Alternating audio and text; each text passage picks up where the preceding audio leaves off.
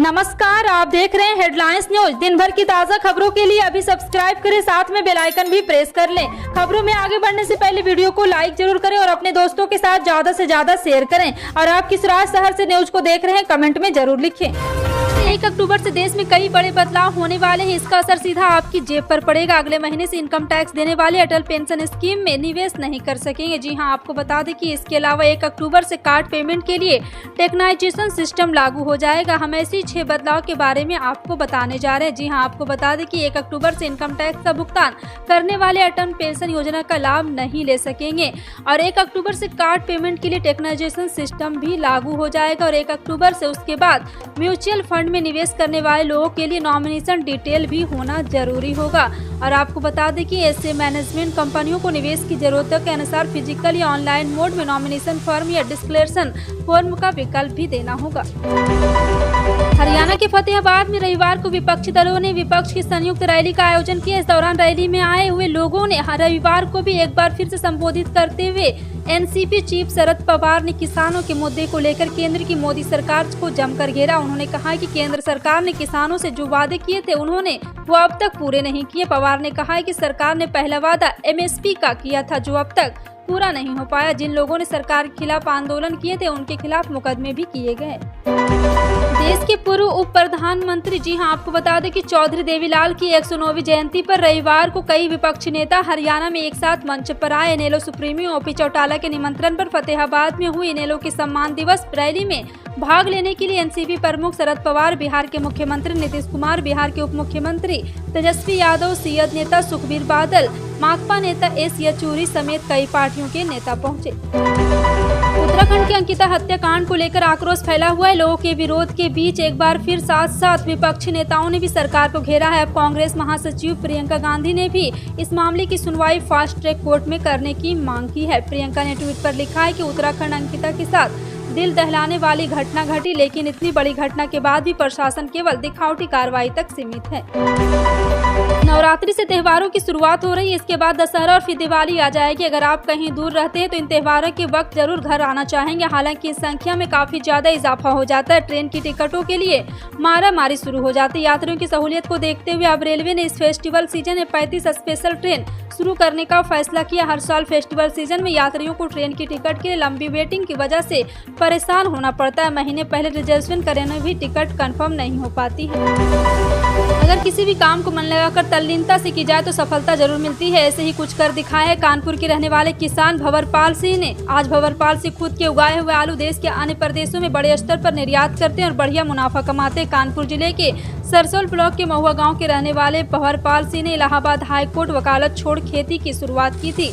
वह वर्ष 2000 में माता पिता के गुजर जाने के बाद से गांव वापस आ गए और खेती शुरू करना कर दिया। कांग्रेस अध्यक्ष पद के लिए नामांकन की प्रक्रिया शुरू हो गई। राजस्थान के सीएम अशोक गहलोत इस बार सबसे प्रबल दावेदार बताए जा रहे। भारत जोड़ो यात्रा में शामिल कांग्रेस के डेटा विश्लेषण विभाग के चेयरमैन परवीन चक्रवर्ती ने बताया कि कितने डेलीगेट चुनाव में वोट डालेंगे और इसकी क्या प्रक्रिया है। परवीन चक्रवर्ती ने बताया कि डेलीगेट के पास वोटिंग ID होती है जिसमें QR कोड भी लगा हुआ है। जैसे भारतीय चुनाव आयोग का वोटिंग कार्ड है, वैसे ही कांग्रेस इलेक्शन अथॉरिटी का वोटिंग कार्ड है। इस वोटिंग कार्ड के बिना डेलीगेट चुनाव में वोट नहीं डाला जाएगा। कांग्रेस पदाधिकारी के मुताबिक कांग्रेस के 9000 से ज्यादा डेलीगेट्स हैं, उनके कार्ड तैयार हो चुके हैं और जो PROS है वो डेलीगेट के कार्ड देंगे। इलेक्टोरल कॉलेज में देश भर के ब्लॉक से डेलीगेट आते हैं। आगामी गुजरात विधानसभा चुनाव को लेकर ऑल इंडिया मजलिस इत्तेहादुल मुस्लिमीन प्रमुख असदुद्दीन ओवैसी ने अपने 3 प्रत्याशी के नामों की घोषणा कर दी। इन तीनों प्रत्याशी में एक हिंदू प्रत्याशी भी है। कौशिकाबेन परमार नाम की महिला को ओवैसी ने दंडीमाला विधानसभा सीट से अपनी पार्टी का प्रत्याशी बनाया है। यह पहली बार है जब गुजरात में ओवैसी की पार्टी ने किसी हिंदू प्रत्याशी को मैदान में उतारा है। भारतीय महिला टीम के दिग्गज झूलन स्वामी ने आधिकारिक तौर पर इंटरनेशनल क्रिकेट से अपने संन्यास की घोषणा कर दी है। झूलन ने अपना आखिरी मैच इंग्लैंड के खिलाफ लॉर्ड क्रिकेट ग्राउंड पर खेला जिसमें भारतीय टीम को 16 रन से जीत मिली। इस मैच में झूलन ने 2 विकेट भी चटकाए थे। झूलन गोस्वामी ने रिटायरमेंट की घोषणा करने के लिए सोशल मीडिया का सहारा लिया है। उन्होंने रिटायरमेंट लेटर शेयर किया है जिसमें साफ दिखाई दे रहा है कि क्रिकेट से संन्यास लेने पर वह दुखी है। हालांकि उन्होंने कहा है कि उन्हें भारत के लिए खेलने पर गर्व है। गोवा में बिना दस्तावेज के रह रहे 20 बांग्लादेशी नागरिकों को गिरफ्तार किया गया। गोवा के मुख्यमंत्री प्रमोद सावंत ने रविवार को बताया कि पिछले 1 सप्ताह में तटीय राज्य के विभिन्न हिस्सों में गिरफ्तारियां की गई है। उन्होंने कहा कि गिरफ्तार अप्रवासी प्रवासी जो बिना किसी वैध पहचान पत्र पाए गए उन्हें उनके गिरा देश भेज दिया जाएगा। सावंत ने कहा कि पुलिस ने राज्य में अवैध रूप से रह रहे 20 बांग्लादेशियों को गिरफ्तार किया और ऐसे और लोगों की तलाश की जा रही है। उन्होंने कहा कि केंद्रीय गृह मंत्रालय को निर्वासन प्रक्रिया शुरू करने के लिए सूचित किया गया है।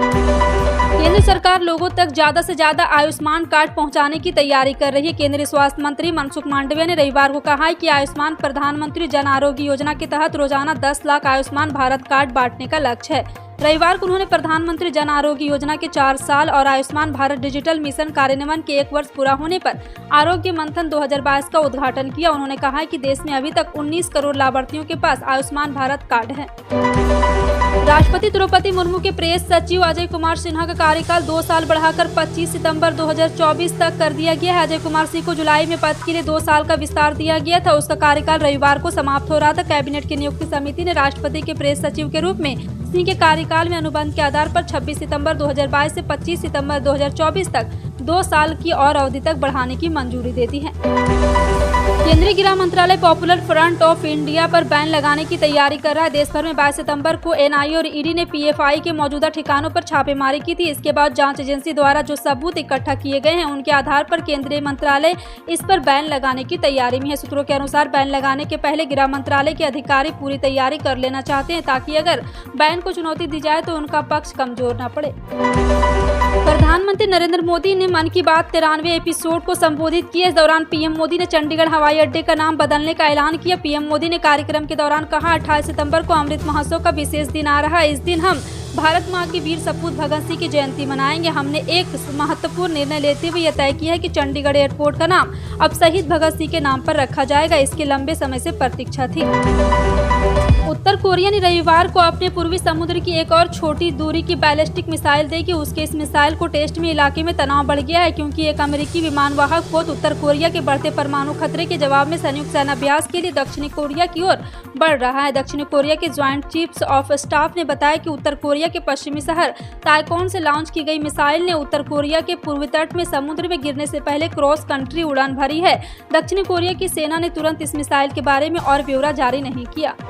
केंद्र और राज्य में सत्तारूढ़ भारतीय जनता पार्टी के वर्चस्व वाले लखनऊ नगर निगम में इस साल के अंत में होने वाले निकाय चुनाव से पहले स्वतंत्रता संग्राम सेनानी और दक्षिणापंथी विचारकों के नाम पर कई क्षेत्रों का नाम बदलने का फैसला किया गया है। विपक्ष ने इस कदम को राजनीति से प्रेरित बताया। हालांकि लखनऊ के महापौर संयुक्त भाटिया ने कहा है कि इसका मकसद अंग्रेजी हुकूमत के प्रतीक और उनकी विरासत को समाप्त करना और देश की आजादी व प्रगति के लिए संघर्ष करने वाले लोगों को सम्मान करना है।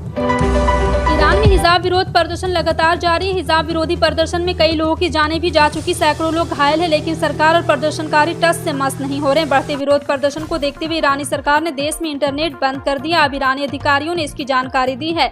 अधिकारियों ने कहा है कि वे सड़कों पर शांति बहाल होने तक देश में इंटरनेट की पहुंच को बैन करेगी। गौरतलब है कि पुलिस की हिरासत में एक युवती की मौत पर विरोध प्रदर्शन ने इस्लामिक गणराज्य को हिलाकर रख दिया है। पिछले हफ्ते 22 वर्षीय महसा अमीनी की मौत के बाद से हजारों ईरानी विरोध में सड़कों पर उतर आए हैं।